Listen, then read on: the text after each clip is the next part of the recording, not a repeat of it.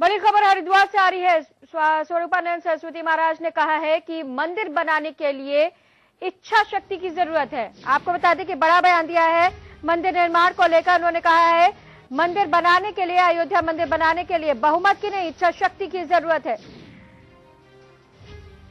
शंकराचार्य स्वरूपानंद सरस्वती जी महाराज की ओर से यह बयान आया है। राम मंदिर को लेकर बड़ा बयान दिया है। उनका कहना है कि राम मंदिर के निर्माण के लिए बहुमत की जरूरत नहीं है, इसके निर्माण के लिए इच्छा शक्ति की जरूरत है। बीजेपी पर खासतौर पर आरोप लगाया है शंकराचार्य स्वरूपानंद सरस्वती ने। उनका कहना है कि लगातार बीजेपी जनता को बहका रही है। इस मुद्दे पर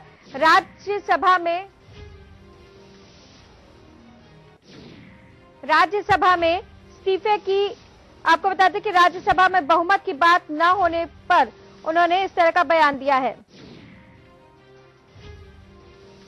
तो बड़ी खबर आ रही है हरिद्वार से।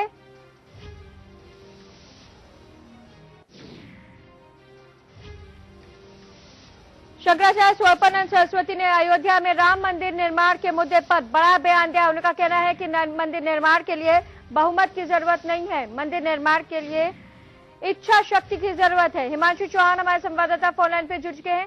हिमांशु, बड़ा बयान है, लगातार बीजेपी को अब घेरा जा रहा है, संत भी अब बीजेपी को घेरने में जुट गए हैं इस मुद्दे पर।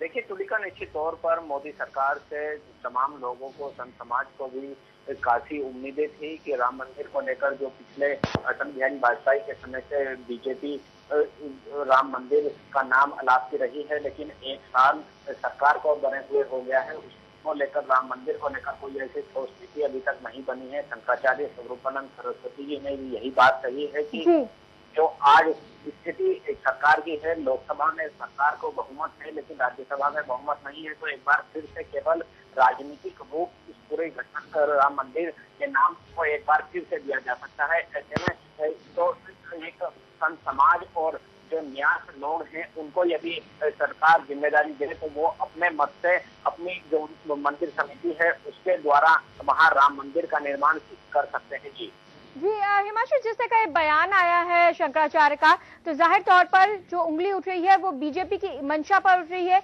उनका कहना है कि बीजेपी ही नहीं चाहती है और वो बहला रही है, बहका रही है जनता को, सहारा ले रही है बहुमत का राज्यसभा में।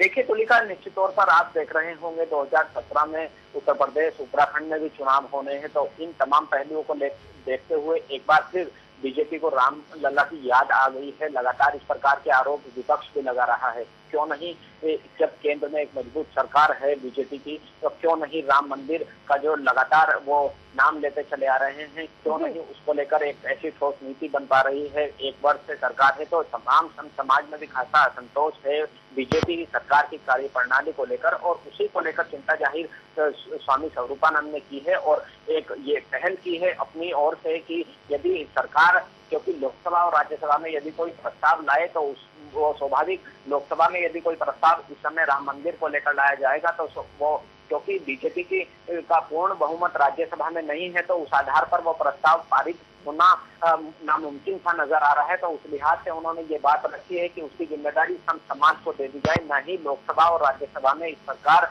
केवल राजनीतिक रूप उस पूरे घटनाक्रम को दिया जाए। केवल इस समय जो स्थिति है, केंद्र में बीजेपी की सरकार है, एक पहल संत समाज ने की है।